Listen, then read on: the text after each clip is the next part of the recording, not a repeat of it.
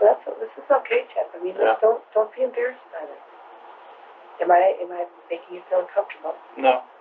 It has to be faced, so it's just so bizarre, isn't it? It's not easy to talk about. It's something that I've kept buried within myself for many years, and it's like trying to pull up a 2-ton stone out of a well. Okay, Jeff. Tell me what you were thinking. I wondered why I was compelled to do the murders. What I was searching for that would fill the emptiness that I felt.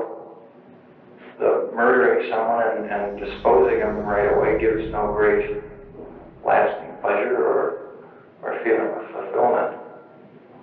And yet I still felt the compulsion to do it throughout these years. I didn't seem to have the normal feelings of empathy. Did you ever consciously think to yourself, geez, why don't I have these feelings that normal people would have? I did wonder about it. It started with fantasizing. It always started with fantasizing, and then eventually it seemed the fantasies came to be what triggered it all. I wish I could give you a good, straightforward answer on that. If there's any area that is to really blame, it's my own twisted thinking. I haven't been thinking normally for years. What was the problem there as you were growing up between your mom and your dad? They just couldn't seem to get along. I mean, especially on my mom's side. Any violence? Just the slapping and hitting. Who was hitting who? Mom hitting Dad. Whose side were you on? I was trying not to be on anyone's side. When did your parents separate? When I was 18, in 1978, I think. Mom and Dad, they had their problems. There was nothing I could do to change the situation, so I just tried to find some happiness my own way, which was obviously the wrong way. How long had you known at that point that you were homosexual? Since I was 13, I'd say. What did you do? Just kissing, laying together in a treehouse. When I was about 14 or 15, and that was consensual. When was the first time that you ever thought about doing anything like that to a person? I mean, just fantasy. Yeah. Probably around when I was 18. Dad was living at the hotel, so I was pretty much by myself for a couple months. During the time when your father was at the hotel, how many times a day would you speak with him? Oh, maybe once or twice a week. So the day she left and went to Chippewa Falls, you never talked to her again? Right. How did it make you feel at that time? Depressed, lonely, and bored, and confused, I'd say. No one was at home. I saw this guy hitchhiking. I thought it would be nice to have someone around to talk with, and someone that I wanted to be with for sex. That's what attracted me. The physique, just the muscular physique. That's the motivation. You hadn't done anything with him, did you? No. I just got the sense that he wasn't interested in that at all after a while, talking with him. So I don't believe I asked him, no. Okay. It was the first time, and I did have the desire to control the lustful feelings. So I guess I just decided to do it, whether he was gay or not. It didn't really matter. I don't know exactly why I hadn't, except I wanted to stay with him longer. I thought how amazing it was that I was actually doing it to another human being. It shocked me. I feeling of excitement, control, but mingled with a lot of fear. What did you do with his body? Nothing, just laid under the house in the crawl space area. Did you go down and look at him now? I did, yeah, once, but just looked at him. What was going through your mind as you were crouched and looking at him? A sort of morbid curiosity as to what a dead person looked like. Curiosity mixed with a lot of fear. I started dismembering him and everything. I slit the belly open. I remember cutting the legs off and then the arms and the head. Did you touch anything? I probably did. The liver, the heart. Did it concern you at all as to why you felt such satisfaction at that time when you were 18 years old by using him to masturbate? I'm not sure I even know why now. I got an exciting feeling out of doing that. But I did. How long did you keep in the house with him? About 6 hours. After that, you said you went to Ohio State? For about 3 months. Did a lot of drinking there, so grades weren't very good. They sent me to basic training, then field medic training. I was drinking heavily near the end, so I had to move back to Ohio with the folks. I was troubled about that. How did it manifest itself that you were troubled by it? What were you feeling?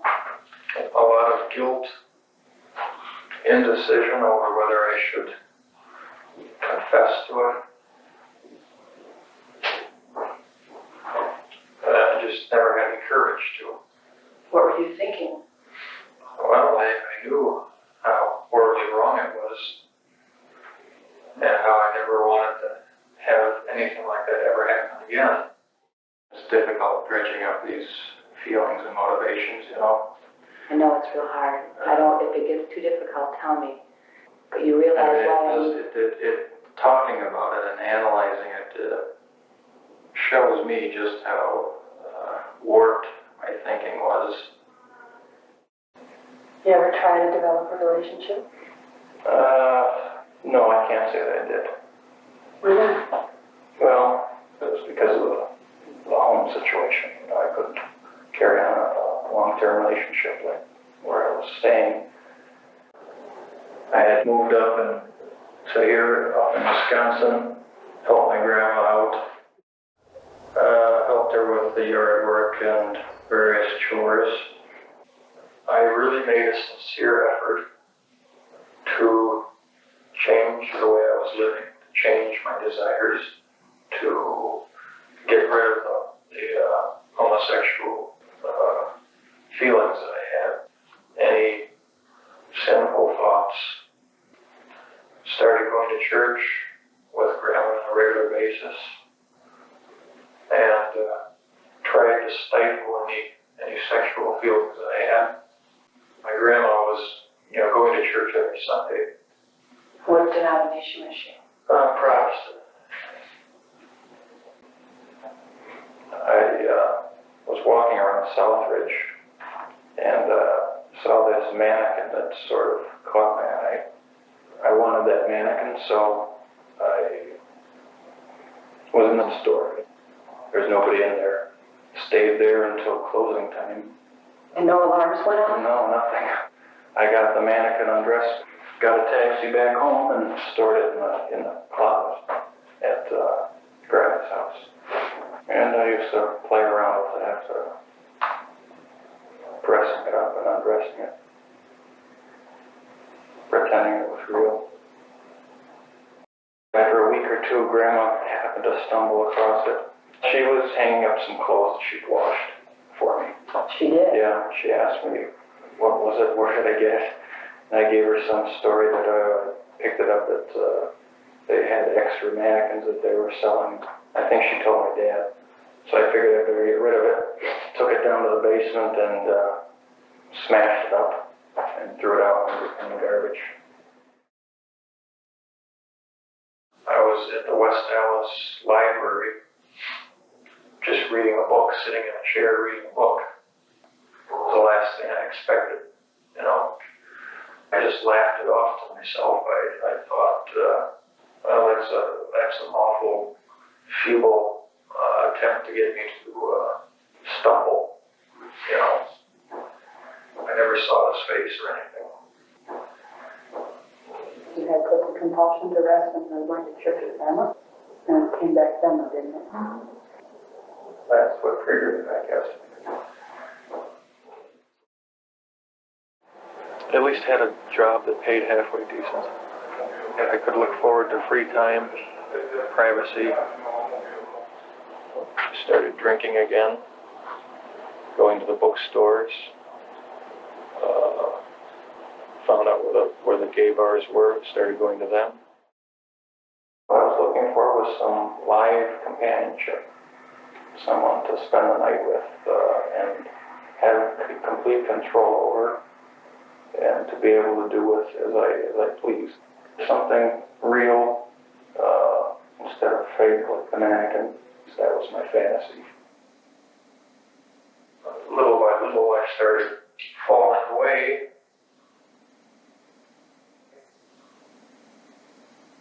I just gave up trying to resist. What kind of sleeping pills are these? Halcyon. Why did you get that prescription? For trouble sleeping. I worked third shift. That gave you that feeling of control. I could keep them there longer. I could just lay around with them without feeling pressure to do anything that they wanted to do. There just wouldn't be they wouldn't make any demands on me. I could just enjoy them the way I wanted to. Did you think at all about how they might have felt? Yeah, I think I did, but at that point I didn't much care. I just wanted to do what I wanted. So I didn't care. But did any of that satisfy you? I mean, as far as really getting any true satisfaction? I didn't have control over them. I wanted all of them, you know, and couldn't get it that way. You totally blacked out. Yeah. You had no idea that you had done anything? No, not until I woke up in the morning. I couldn't believe it. Shocked, panicked, and very sorry that it happened because I had no intention of anything like that happening. How did you know he was dead? Did you check his pulse? Right, yeah. And there was blood coming out of the mouth. Apparently I had beaten him with my fists on the chest. So how did you feel then after that time with the ambassador? Horrified that it had started again. And how I never wanted to have anything like that ever happen again. How did you feel about the fact that it came forth even though you were unconscious? Confused. Do you feel you had started to lose control? Yeah, I knew I had done. The ambassador did something. It triggered something on. I wanted more. I don't know what it triggered, but it triggered something. It just gave me a sick pleasure. It dominated my thoughts doing these things. The compulsion was stronger than anything else. It was a single-minded driving force. My desires were bestial, obviously.